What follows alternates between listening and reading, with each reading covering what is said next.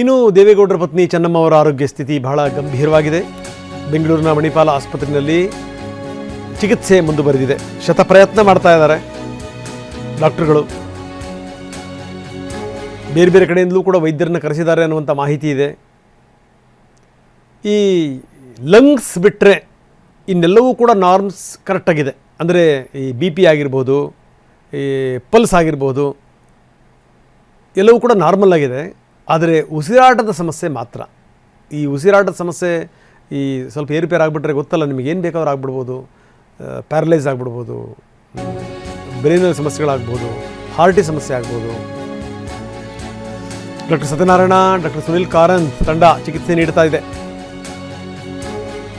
10 ಗಂಟೆ ನಂತರ health bulletin ಬಿಡುಗಡೆ ಮಾಡುತ್ತಂತೆ ಮಣಿಪಾಲ ಆಸ್ಪತ್ರೆ. ಏನು ಹೇಳ್ತಾರೆ ಅದರಲ್ಲಿ ಅನ್ನುವಂಥದ್ದು ವೆರಿ ಇಂಪಾರ್ಟೆಂಟ್. ಜೊತೆಗೇನು ಅಂತಂದರೆ H.D. ಕುಮಾರಸ್ವಾಮಿ ಇವತ್ತಿನ ಎಲ್ಲ ಕಾರ್ಯಕ್ರಮಗಳನ್ನು ಕೂಡ ರದ್ದುಗೊಳಿಸಿದ್ದಾರೆ. ರಾತ್ರಿ ಇಡೀ ಆಸ್ಪತ್ರೆಯಲ್ಲೇ ಇದ್ದರು ಅವರ ಕುಟುಂಬದ ಸದಸ್ಯರು. ರೇವಣ್ಣವರಿದ್ದರು, ಭವಾನಿ ರೇವಣ್ಣ ಅವರು ಕೂಡ ಇಡೀ ರಾತ್ರಿ ಆಸ್ಪತ್ರೆಯಲ್ಲಿದ್ದರು.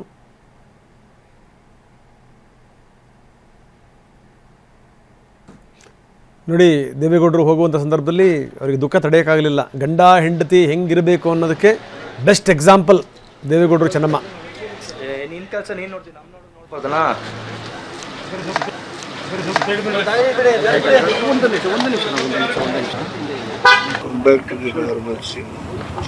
ಅಂತ ಹೇಳಿದ್ದಾರೆ.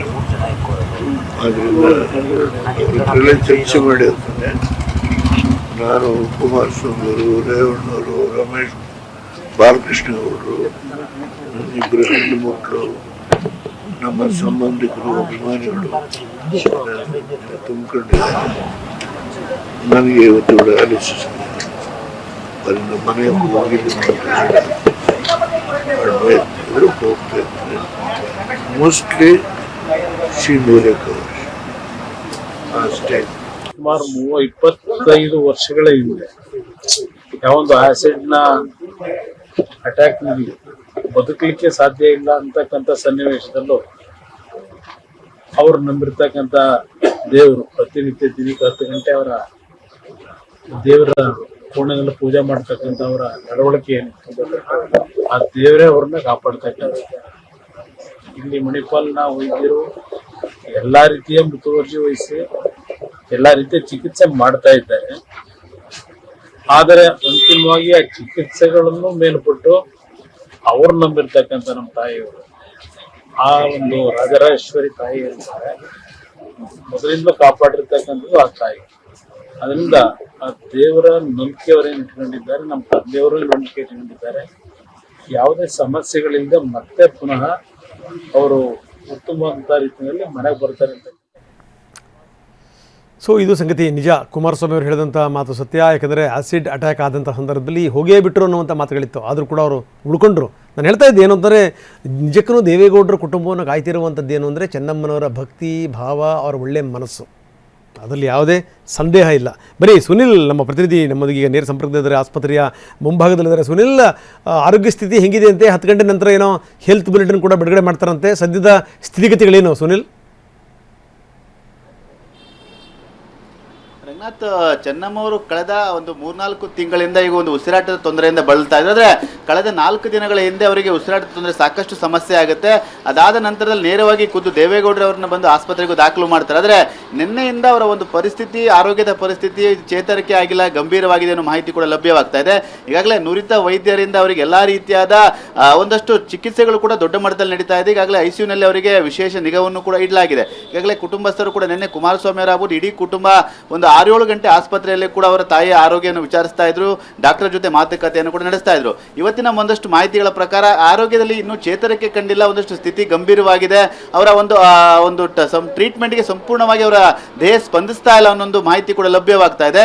ಆದರೆ ಈಗಾಗಲೇ 10 ಗಂಟೆ ನಂತರದಲ್ಲಿ ಮಣಿಪಾಲ್ ಆಸ್ಪತ್ರೆಯಿಂದ ಒಂದು ಹೆಲ್ತ್ ಬುಲೆಟಿನ್ ಕೂಡ ಬಿಡುಗಡೆ ಮಾಡ್ತಾರೆ ಅನ್ನೋ ಮಾಹಿತಿ ಕೂಡ ಲಭ್ಯವಾಗಿದೆ. ಹಾಗಾಗಿ ಅವರು ಉಸಿರಾಟದ ತೊಂದರೆ ಹೆಚ್ಚಾಗಿರೋ ಸಮಸ್ಯೆ ಹೆಚ್ಚಾದ ಹಿನ್ನೆಲೆಯಲ್ಲಿ ಅವ್ರನ್ನ ರಿಕವರಿ ಮಾಡಲಿಕ್ಕೆ ಸಾಕಷ್ಟು ತೊಂದರೆ ಆಗ್ತಾ ಇದೆ. ಹಾಗಾಗಿ ವೈದ್ಯರು ವಿಶೇಷ ವೈದ್ಯರ ತಂಡ ಏನಿದೆ ಅವ್ರನ್ನ ರಿಕವರಿ ಮಾಡುವಂಥ ಕೆಲಸವನ್ನು ಮಾಡ್ತಾ ಇದ್ದಾರೆ, ವಿಶೇಷ ನಿಗಾವನ್ನಿಟ್ಟು ಚಿಕಿತ್ಸೆಯನ್ನು ಕೂಡ ನೀಡ್ತಾ ಇದ್ದಾರೆ. ನಿನ್ನೆ ದೆಹಲಿಯಿಂದ ಬಂದ ವೈದ್ಯರು ಕೂಡ ಅವರಿಗೆ ಒಂದಷ್ಟು ವಿಶೇಷವಾದ ಟ್ರೀಟ್ಮೆಂಟ್ ಕೂಡ ನೀಡಿದ್ದಾರೆ ಅನ್ನೋ ಮಾಹಿತಿ ಕೂಡ ಲಭ್ಯವಾಗ್ತಾ ಇದೆ.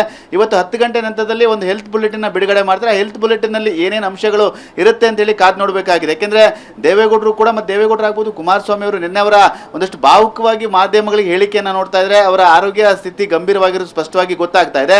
ಅದೇ ರೀತಿಯಾಗಿ ನೀವು ಆಗಲೇ ಹೇಳ್ದಂಗೆ ದೇವೇಗೌಡರು ಕುಟುಂಬ ಹೆಚ್ಚಾಗಿ ದೈವವನ್ನು ನಂಬುವಂಥದ್ದು, ದೇವರ ಮೇಲೆ ಹೆಚ್ಚಿಗೆ ನಂಬಿಕೆ ಇಟ್ಟಿರುವಂಥದ್ದು. ಹಾಗಾಗಿ ಈಗಲೂ ಕೂಡ ಚೆನ್ನಮ್ಮರ ಆರೋಗ್ಯ ಸುಧಾರಿಸಬೇಕು ಅಂದ್ರೆ ದೇವರೇ ಅವರನ್ನ ಆರೋಗ್ಯವನ್ನು ಸುಧಾರಿಸಬೇಕು, ಸರಿ ಮಾಡಬೇಕು ಅಂತೇಳಿ ಖುದ್ದು ಕುಮಾರಸ್ವಾಮಿ ಅವರು ಹೇಳಿಕೆಯನ್ನು ಕೊಟ್ಟಿದ್ದಾರೆ. ಈಗಾಗಲೇ ಕುಟುಂಬಸ್ಥರು ಕೂಡ ಎಲ್ಲರೂ ಕೂಡ ಬಂದವರನ್ನು ನೋಡುವಂತಹ ಕೆಲಸವನ್ನು ಕೂಡ ಮಾಡ್ತಾ ಇದೆ. ಭವಾನಿ ರೇವಣ್ಣವರು ಬಂದು ಭೇಟಿಯಾಗಿ ಹೋಗಿದ್ದಾರೆ.